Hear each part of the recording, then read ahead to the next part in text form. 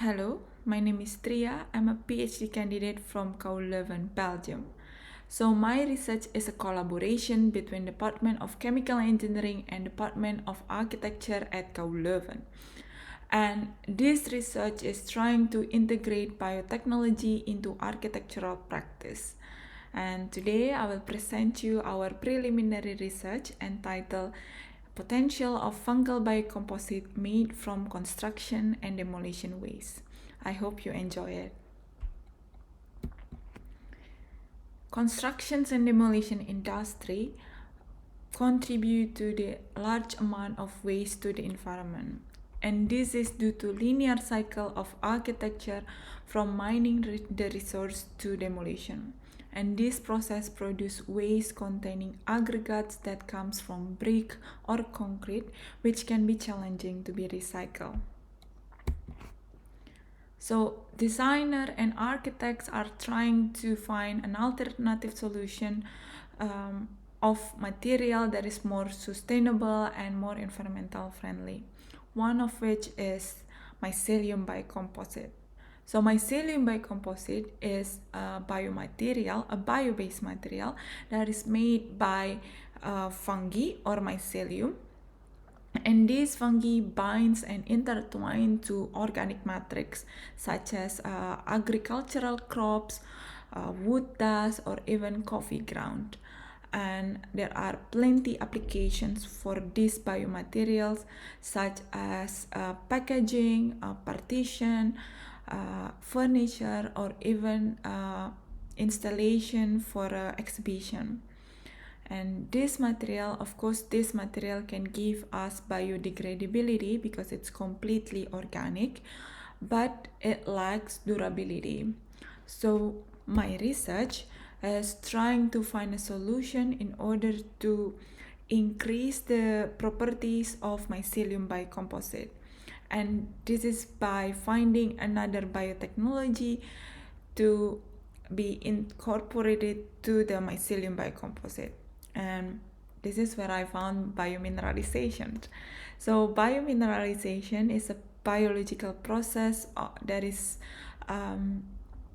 utilized by microbes such as bacteria or fungi to generate biomineral of calcium carbonate. So the idea is microbes will break down certain ingredients to produce carbonate ions, and these carbonate ions will bind with calcium in the environment and precipitate calcium carbonate. There are several applications for this biotechnology in architectural practice, such as self-healing concrete, or we can also see from bioconcrete by biomason. But the research itself regarding using fungi in this biotechnology is still limited. So my research is trying to integrate mineral into the matrix of mycelium biocomposite. There are two ways of doing this. First is to mix the matrix with the mineral substrates. And in my case, I will use construction and demolition waste as mineral substrate. And secondly is generating biomineralization through fungal metabolisms. So the fungi not only producing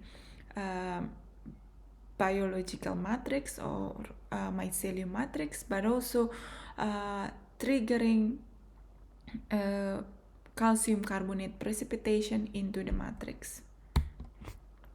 So my research is this preliminary research is trying to investigate the potential of diverse fungal strains to thrive in the environment for biomineralization.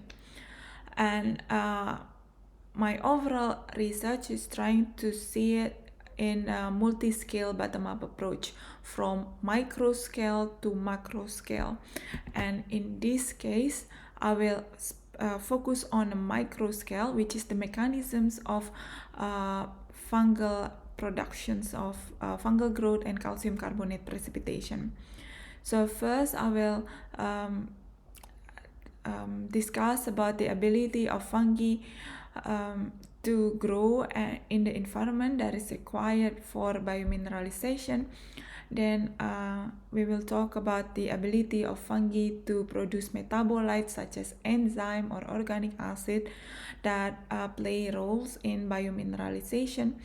And finally, we will also discuss the ability of fungi to grow in a matrix of demolition waste, in this case the mineral substrates.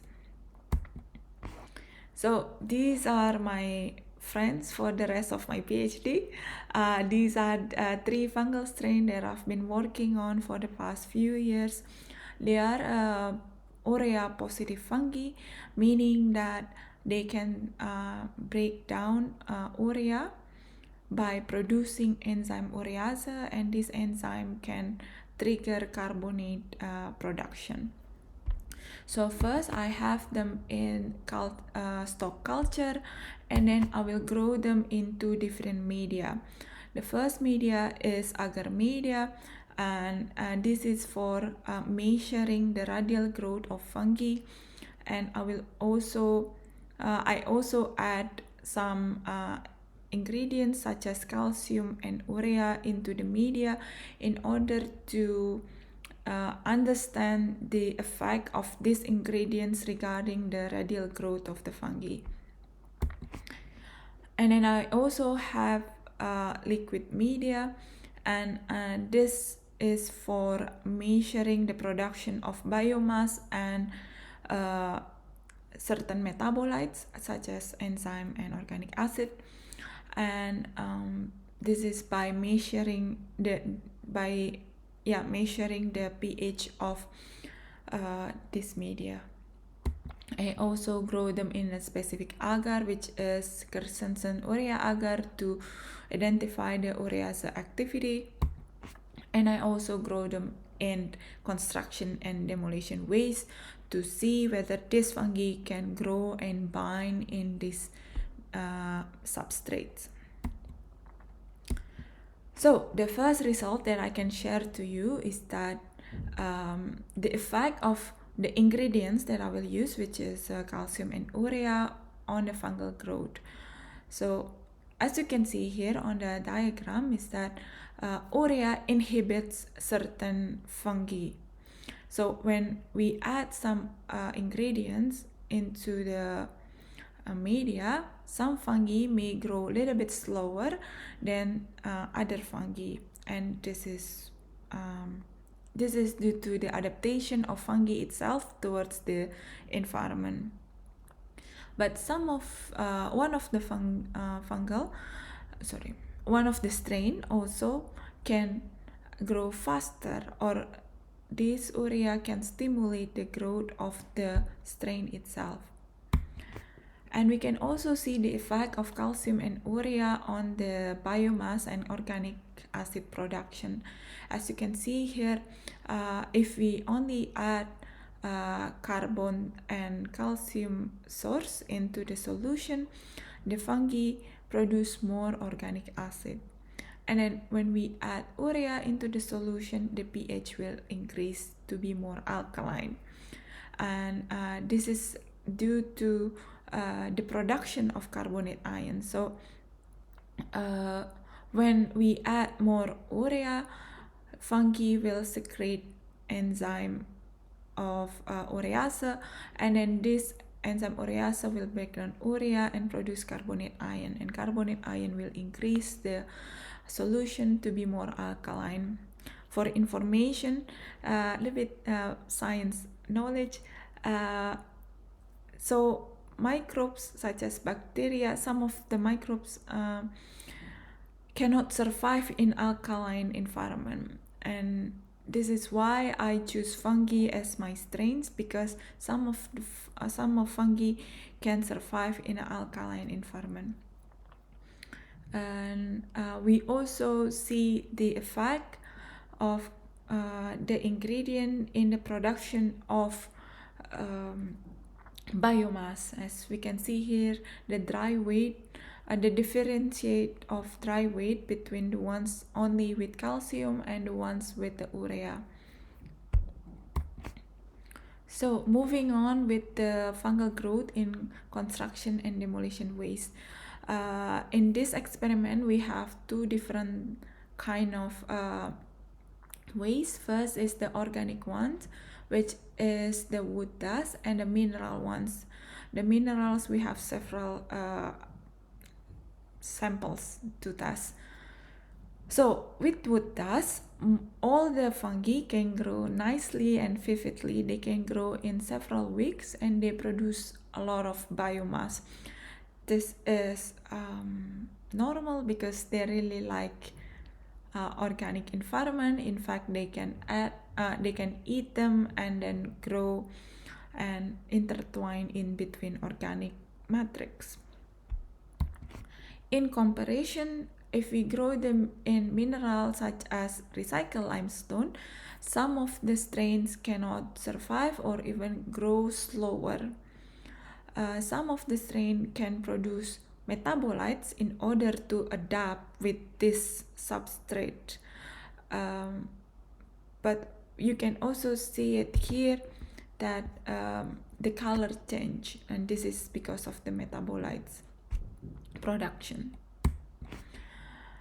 This is the one with the recycled sand. As you can see, one of the strain may struggle during the growth, and some of the strain can survive and grow nicely in the mineral substrate. With the mixed aggregates, we know that mixed aggregates contain sand, stones, or even some materials that we can find in our building waste. So the fungi needs more time to survive or adapt with this environment, and some of the fungi can grow nicely, but some of fungi cannot grow at all in this substrate. So yeah, keep in mind when you want to try to grow some of the fungi in a mineral substrate, you need to understand the ingredients of the substrates itself. So there are several insights that I want to share to you during this presentation. First is that each strain of fungi respond differently in the presence of calcium and urea in the environment, and some of the fungi may produce some metabolites in order to adapt with this environment. Some of the fungi may not grow in this environment. So we need to understand that when we work with microbes, you need to test them and see their response towards the environment, because they are living organisms and you cannot just try them. You cannot just think they can survive easily. So the second thing is that fungi generates metabolites to survive and to grow, and then hopefully promote biomineralization. As you can see here, there are different modification of media, and the fungi showcase different behavior and different results from the media. They may change color, they may produce more biomass, they may produce different form or morphology of the strain itself. So we need to understand the how to optimize their growth and optimize their biomineralization process in terms of the ingredients that we're going to use during the productions. So fungi are capable to generate biocomposite as well as the calcium carbonate precipitation. This is very beneficial for my research, because if we take a look at the conventional Mycelium biocomposite, which are completely organic, they only have carbon source. Meanwhile, with my research, I add organic mineral, which is calcium carbonate, and this is made by fungi.